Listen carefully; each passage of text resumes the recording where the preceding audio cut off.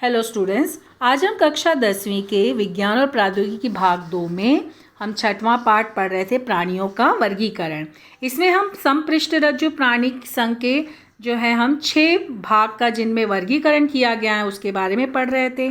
जिसमें से 3 के बारे में हम लोग पिछले वीडियो में देख चुके हैं, चक्रमुखी, मत्स्य और उभयचर प्राणी वर्ग। लेकिन अब यहाँ पे सरीसृप प्राणी वर्ग और फिर उसके बाद जो पक्षी वर्ग और स्तनधारी प्राणी वर्ग, इनके बारे में हम लोग इस वीडियो में देखेंगे। तो पहला है सरीसृप प्राणी वर्ग। तो यहाँ पे देखो, ये प्राणी क्या उत्क्रांति के क्रमानुसार पूर्ण रूपेण ये भूचर होकर रेंगने वाले पहले प्राणी हैं। मतलब जब उत्क्रांति हुई उसके बाद जब क्रम से देखा जाए तो ये पहले भूचर हुए और रेंगने वाले ये पहले प्राणी माने जाते हैं। ये प्राणी शीत रक्त वाले होते हैं। इनका शरीर ऊपर नहीं उठता, इसलिए ज़मीन पर रेंगते हुए दिखाई देते हैं। इनकी जो त्वचा होती है वो शुष्क होती है, खुरदुरी होती है और शल्क युक्त होती है। सिर और धड़ के बीच में गर्दन होती है और बाह्य कर्ण इनमें नहीं होता है और उंगलियों में नाखून होते हैं।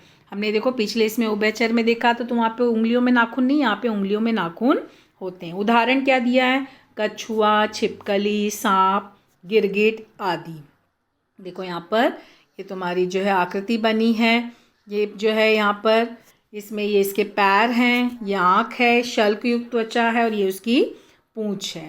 ठीक है, एक गिरगिट देखा जाए तो गिरगिट है ना। फिर उसके बाद दूसरा प्राणी वर्ग है पक्षी वर्ग। दूसरा क्या है? पक्षी वर्ग, यानी पक्षियों में आ गए। तो यहाँ पे पक्षी वर्ग यानी क्या हुआ? ये जो होते हैं ये कशेरुका स्तंभ युक्त प्राणी होते हैं, वायवीय जीवन के लिए अनुकूल हुए हैं। ये हवा में रहते हैं ना। ये प्राणी उष्ण रक्त वाले होते हैं। देखो जो वहाँ पे अभी तुमने देखा था जो कुछ प्राणी थे वो शीत रक्त वाले, लेकिन जो पक्षी वर्ग उष्ण रक्त वाले हैं वे अपने शरीर का तापमान स्थिर रख सकते हैं। अपने शरीर के तापमान को वो स्थिर कर सकते हैं। हवा में उड़ने के लिए, हवा का प्रतिरोध कम करने के लिए इनका शरीर दोनों ओर से नौकाकार होता है। देखो जो पानी में रहने मत्स्य वाले थे उसमें भी तुमने देखा तो वो पानी का प्रतिरोध कम करने के लिए नौकाकार था, लेकिन ये हवा में उड़ने के लिए, हवा का प्रतिरोध कम करने के लिए इनका शरीर दोनों ओर से नौकाकार होता है। नाव के आकार, नौकाकार है नाव के आकार का।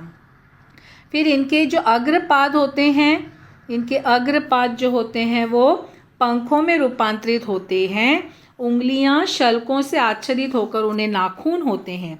जो आगे के पैर हैं इनके अग्रपाद, ये क्या है? पंखों में रूपांतरित हो गए हैं। और उंगलियां जो होती है उसमें शल्क से आच्छादित है, शल्क से पूरा घिरा हुआ है, लेकिन उसमें नाखून होते हैं। बाह्य कंकाल परों के स्वरूप में होता है। जो बाह्य कंकाल है वो क्या है? परों के स्वरूप, परों यानी ठीक है पर के रूप में। फिर उसके बाद यहाँ पर सिर और धड़ इन दोनों के मध्य गर्दन होती है और जबड़ों का रूपांतरण चोंच में हुआ है। जो जबड़े हैं वो उनके चोंच में रूपांतरण हो। उदाहरण दिया है मोर, तोता, कबूतर, बत्तख, पेंगुइन। ठीक है, इस तरह से ये यहाँ पे देखो कबूतर की जानकारी दी गई है। तुम लोगों को एक जो है एक क्वेश्चन भी दिया गया था उपक्रम, जिसमें 2 प्राणी 2 पक्षी, तो बहुत सारे लोग जो हैं चिड़िया, कौआ, कबूतर, बहुत सारे पक्षियों के बारे में लिखे हैं। तो यहाँ पे देखो ये सिर, आँख, गर्दन, चोंच, ये उसके पैर। ये किसके बारे में दिया है? कबूतर, पक्षी वर्ग कबूतर। फिर उसके बाद हमारा अगला प्राणी वर्ग है वो है स्तनधारी प्राणी वर्ग, यानी कि दूध स्रवित ग्रंथियाँ होना ये स्तनधारी प्राणी की विशेष गुणधर्म है, क्योंकि दूध का स्राव करने वाली ग्रंथि इनमें होती है। ये प्राणी उष्ण रक्त वाले होते हैं। इनमें सिर, गर्दन, धड़, पूंछ ये शरीर के भाग होते हैं। उंगलियों में नाखून, खर, खूर आदि होते हैं। बाह्य कंकाल बालों में अथवा ऊन के स्वरूप में होते हैं। जैसे उदाहरण मानव, कंगारू, मानव भी जो है, हम भी जो है देखा जाए तो इसी में आते हैं। मानव, कंगारू, डॉल्फिन, चमगादड़, गाय, भेड़ आदि। और यहाँ पे क्या बोला? मानव, कंगारू, डॉल्फिन, वटवागुल आदि, ये सब उदाहरण दिए गए हैं। फिर उसके बाद यहाँ पर हमें दिया गया है इसमें सूचना और प्रौद्योगिकी और फिर पुस्तक मेरा मित्र, ये सब जो है पोर्शन में फ़िलहाल कट किया गया है कोरोना महामारी की वजह से। तो इनमें से बोर्ड एग्ज़ाम में कोई क्वेश्चन नहीं आएगा। फिर यहाँ पे ये जो अभी हम लोग पढ़े थे स्तनधारी प्राणी वर्ग, उसमें ये चमगादड़ की आकृत फोटो है। ये देखो उसकी आँख है, ये चर्म प्रसर है, पश्चपाद है, शरीर है।